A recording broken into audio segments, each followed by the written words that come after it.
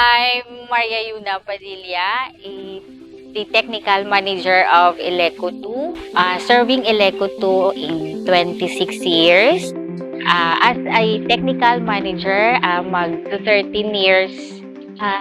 Napaka-challenging siya, at the same time, enjoyable naman. Kasi mostly, as we all know na puro lahat lalaki yung environment ko, pero as long as andun yung respect, andun yung cooperation, pinapapaintindi ko lang sa tao na wala namang gender doon. Kasi lahat naman kami, as long as by heart, yung commitment mo is matatapos at matatapos pa rin yung commitment natin.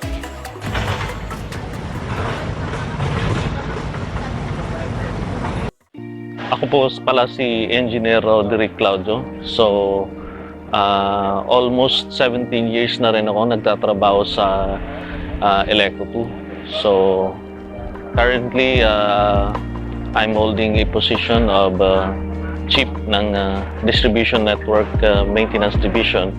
So, si Ma'am Yuna, nung first time na pumasok sa Eleco 2, so, section head na siya noon sa planning and design section.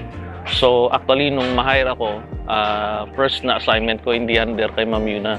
So ibang engineer yun dati na nag-resign na, wala na ngayon sa Eleco.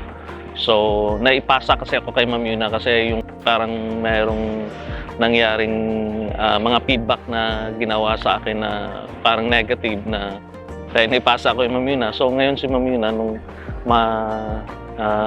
nang maging under ako sa kanya, parang medyo may citation din siya na maging kasama ko sa staff. Okay naman, paunti-unti binigyan niya ako ng break, which is na pinagpasalamatan ko naman kasi parang siya yung nagtiwala sa akin. Parang at that time, ayaw ng iba. Kasi konti lang kami dati, nung sa section niya kasi konti lang kami. So parang araw-araw meron kaming discussion regarding sa mga trabaho namin, tsaka yung mga na-encounter namin ng mga problema sa trabaho namin, parang laging napapag-usapan namin. And tsaka tinitingnan niya kasi yung mga accomplishment din namin, tinitingnan niya kung saan yung mga weakness namin, tsaka kung saan kami magaling.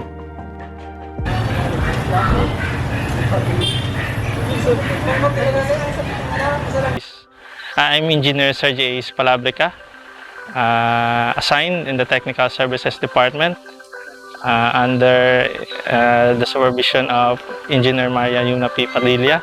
So I'm in charge in Special Equipment and Metering Section Head, and of course, office in charge in Division Asset Management Department. For almost 8 years na ka-work ko yung technical manager namin. So yung talagang nagsta-stand out sa kanya is yung being a good resilience leader.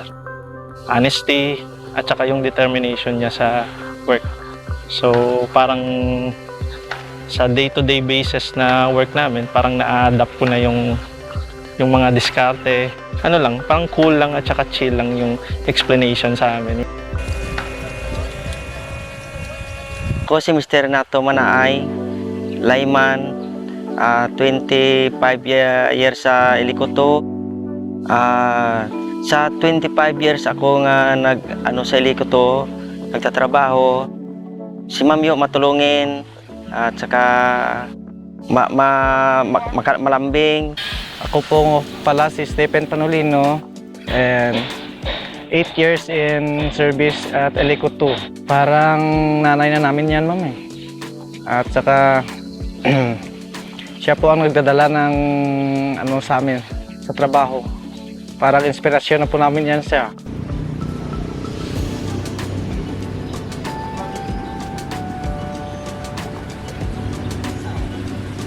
I'm Engineer Ryan Gianforo.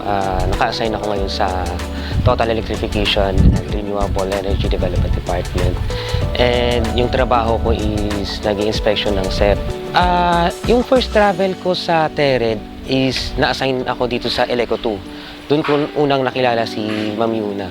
Nung una, hindi ko ako mapaniwala na meron palang TSD manager na babae. Tapos nung nakilala ko siya, parang ang bubbly niya, tapos parang ang saya kasama. Tapos nung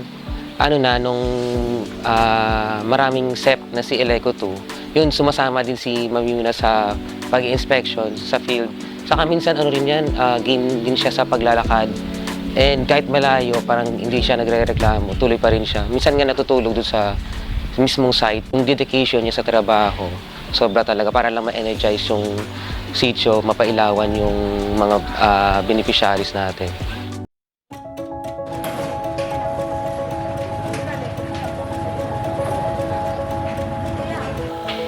Pag-promote ko, so nag-vacant din yung technical, so nag-apply siya. So siya yung pinalad na mapili, no? Not only by me, no, but also by the committee, no, and it was concurred by the board of director. Yung pag-apply nila, no, wala, hindi ko kino-consider yung it's either male or female ka, as long as maka-perform ng function ng TSD manager, yun ang pinili ko sa kanila, no. Iba rin yung style niya, no, nung siya mag-technical manager, no, kasi parang everybody are looking up to her, no, na parang nanay, no. So ngayon, parang nanay siya ng mga lineman, no. Hindi ko lang alam, no, minsan hindi lang technical yung kinoconsult sa kanya, even mga personal nila na problem. Ako hindi ko naman masyadong ma-distinguish yun, no, yung advantage at sa lalaki at babae, no. Siyempre yung babae minsan may mga limitation yan, no, pero mafi-fill up na ni Engineer Yuna. Una yung very strong yung leadership skills niya, no.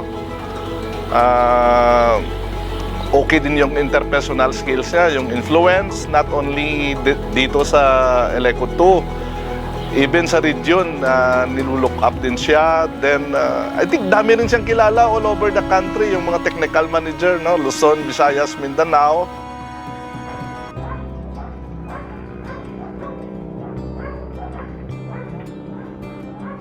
Pero andyan pa rin yung pagiging babae. Yung naano ko lang talaga is since college, although lalaki lahat yung kasama ko, pero pag andun yung respect sa isa't isa is kahit anong hindi naman may discrimination or mapalalaki ka or mapababae ka. Nung una, yung gusto ko lang talaga is mag-work sa isang distribution utility. Yun lang talaga yung passion ko dati. Unknowingly, kasi goes from the rock ako talaga. So, yung hindi lang magandang nangyari sa akin, pero hindi ko naman talaga masasabi na hindi siya maganda. Pero yung yung list na hindi ko lang siguro na priority, yun nga yung sabi kanina ni GM na 0 yung love life ko. Hindi ko rin siya masabi na talagang yun yung pinaka-disadvantages ng maging technical manager ako. Pero siguro, hindi lang talaga siya nabigyan ng priority. Na level na nung ano mo yung pwedeng gawin ng lalaki, pwede na rin gawin ng babae. Sa mga willing na babae na gustong pasukin yung industry nung dominated by male, lahat nung nyo is by heart, and then yung compassion, yung dedication mo talaga. Pag nasa distribution utility ka, sa electrification na category, talagang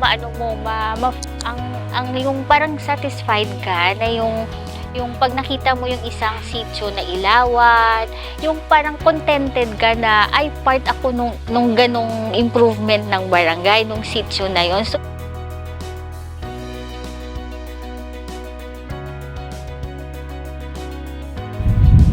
babae ako, kaya ko.